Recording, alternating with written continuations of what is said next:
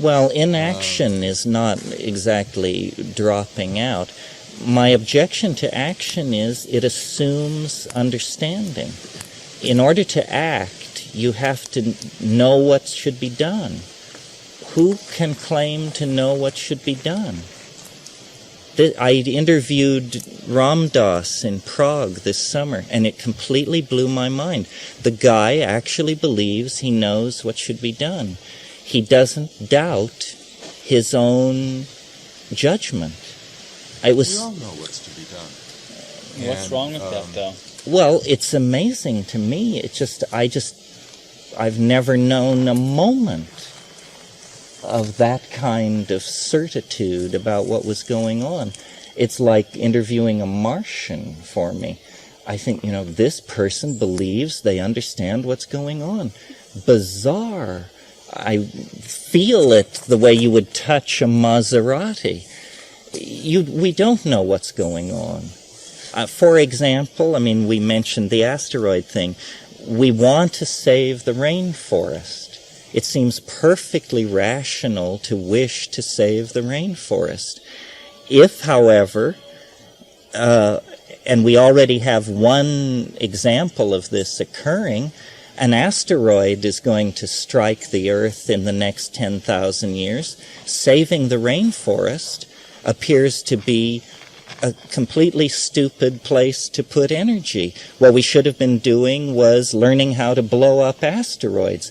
Our heart was in the right place. The impulse was good, save the Earth, but we completely misperceived the dimension of danger. Why not both?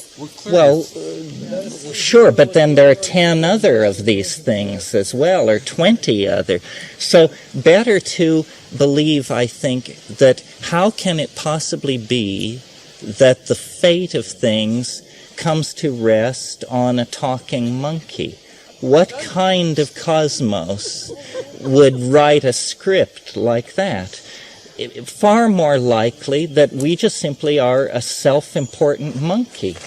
And so we run around saying, we must do something.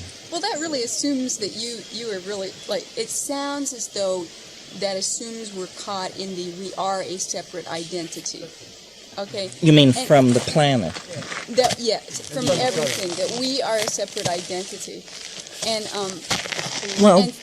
don't you think we must have been there must be some essential rightness to where we've come to here? That yes, it represents high risk.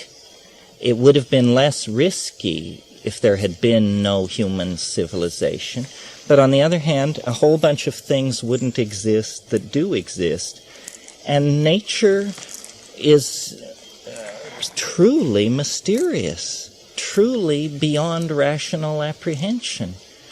And so the best thing is a religious attitude of reverent psychedelic awe and a faith in the dynamics of the thing, and like that, basically faith in the larger dynamics, that we can't possibly have gotten loose from the control systems that keep the stars in their orbits and the oceans moving.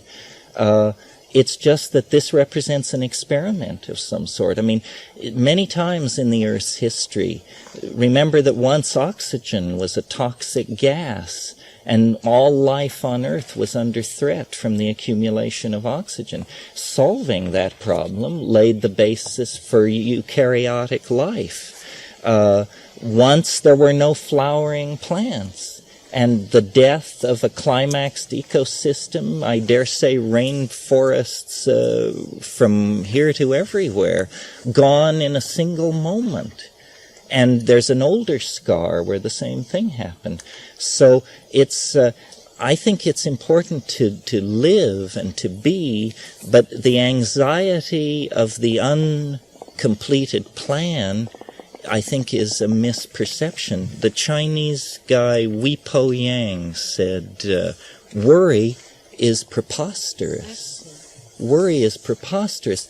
You don't know enough to worry. And I think concern is legitimate,